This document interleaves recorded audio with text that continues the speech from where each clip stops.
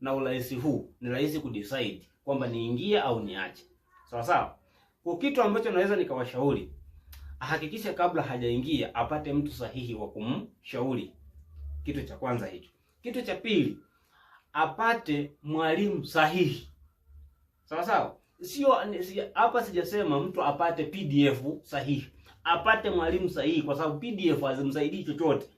PDF ulimwengu wa forex unabadilika kila siku, na anayekubadilisha ni mwalimu aliye mbele yako. Sasa utabadilikaje na PDF? PDF haibadiliki, isipokuwa yule ambaye ameandika ndiye anaweza ka-update kwamba kuna kitu fulani kimebadilika. Sasa utampataje? Kwa mfano Falcon alishaandika au akakuwekea video zake, hajakupa update kwa sababu hauko chini yake. Ukiwa chini yake, maana atakupa update kwamba kuna vitu fulani vimebadilika, anakupatia.